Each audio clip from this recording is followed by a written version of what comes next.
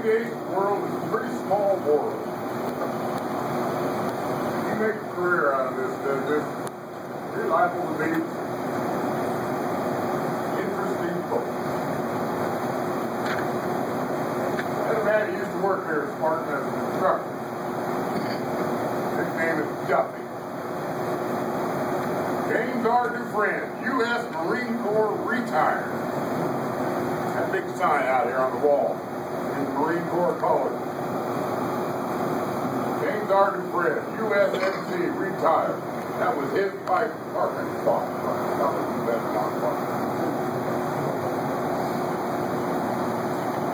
He's quite character. I worked with him over at the South Campus in Gulf Fabric Welding.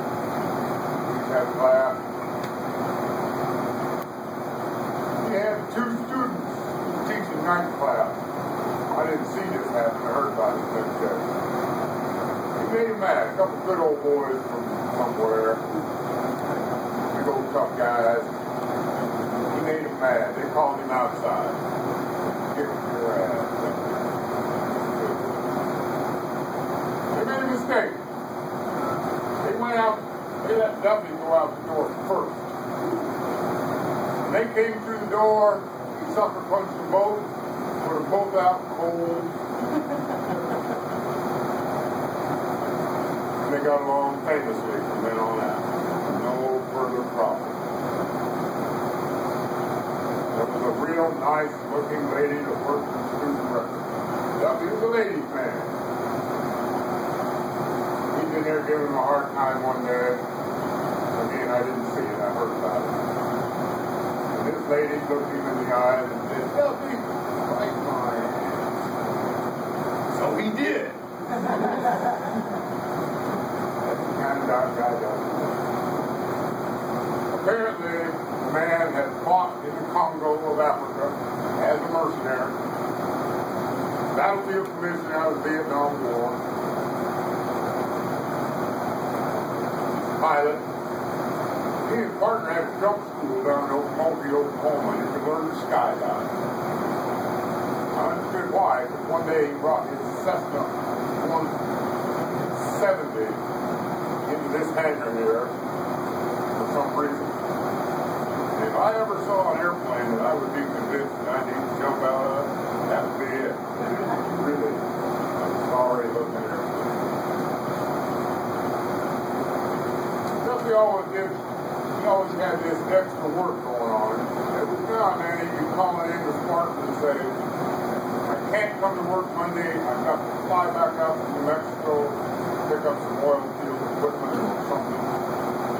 There's always some reason he was missing work.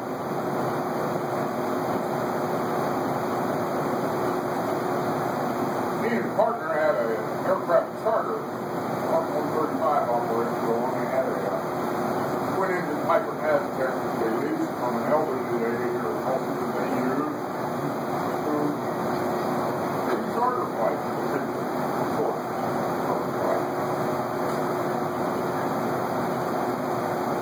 Before I get to that, I got to tell you that across the street here on this corner, where they're building this new hangar, there was a Beechcraft Banana repair station over there at the time. By a man by the name of Lou Stolling.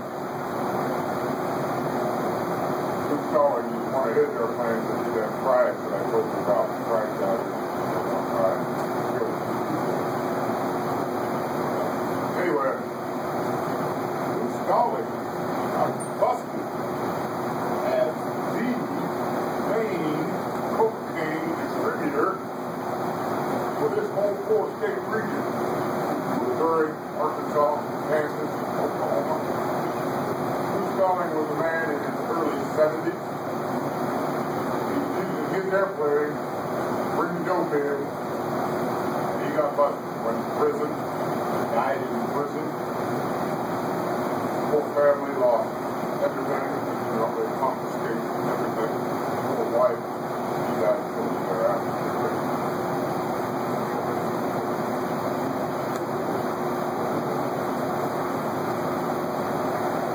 One day, I went into Piper Aztec, crash landing at Oklahoma Airport, off the runway. anyway, in the weeds, middle of the night. Local deputy sheriff, I don't know, whoever, went out there. Here's this airplane, on the main landing gear, shoved up through the wing. I decided that right out. 400 pounds of marijuana on board. Duffy's airplane. I'll be down. Now, Duffy is no longer working here at the department at that time.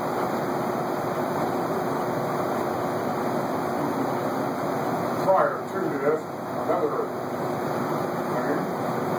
Sunday edition of the Tulsa World newspaper comes out, and on the local section, there's a big color photograph of Duffy and his partner, all painted up in camouflage paint, one of them with a shotgun, and the other with an AK-47. They're working for the local oil company. They have a problem with vandalism and theft, and all this oil patches around.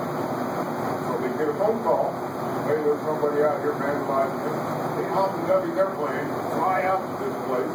One of them bail out, locked and loaded, and make a citizen's arrest. There's a whole front page article about this business set up to do this type of work. Then the airplane crash lands. From then on out, we hear these stories.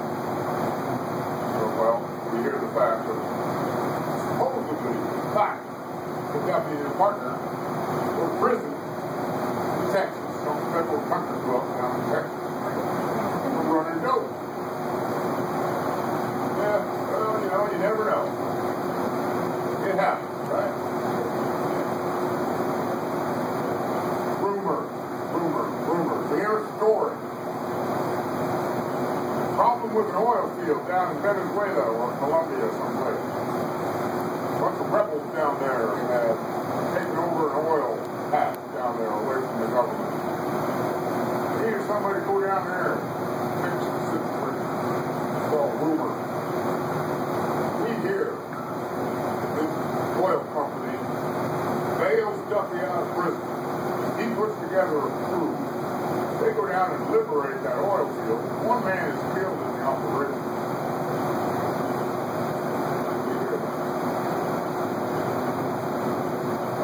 How about that? Who did fuck? We're all sitting around, we instructors, sitting around the break room over here one day, talking about Duffy. Roger Anderson, who used to work here, retired a few months ago. Roger is very, he's mayor of Locust Grove. He's very civic-minded man. He knows a lot of people. And Roger's been around before himself a few times. Helicopter pilot in the Army in Vietnam. Had some adventures in his life also. Roger's listening to us all tell these stories. It's always fun to tell these stories. Roger's back in there laughing at it. You guys got it all wrong. Duffy wasn't running marijuana. Duffy was a drug enforcement agency agent the whole time.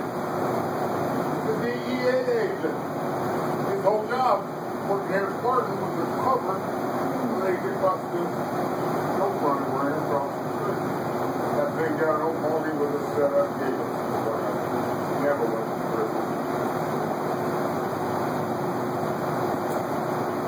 Airplane reminds me of him because I had a student when I used to work there who was a former Marine recon type guy, ran across Duffy over here at North Air Park over here at 51st and Cincinnati. That was Duffy. He had one of these B-18s. And they got to talking, find out each other, former Marine brothers, you know. And Duffy asked the student, hey, you know, I know where there's an old B-model Huey helicopter down in old Mexico. You want to come with me? Go down there and do a little wrench turning, bring it back. The student, oh man, I don't think so. I don't. Duffy, you're a bubble out here, man. I'm not going to look up at you. I think he was wise. The student told me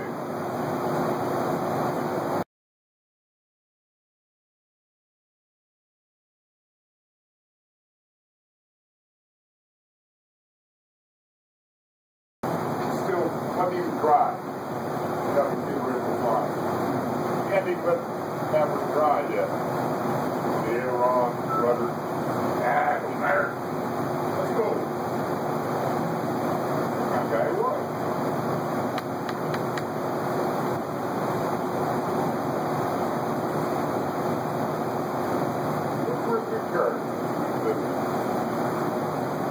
I can't claim any great life adventure. You'll meet some of these people. Some of you folks might be like that. Some of you already been there. You've been overseas. There's some jobs out there in aviation that allow you to live a life of adventure. Might get shot at.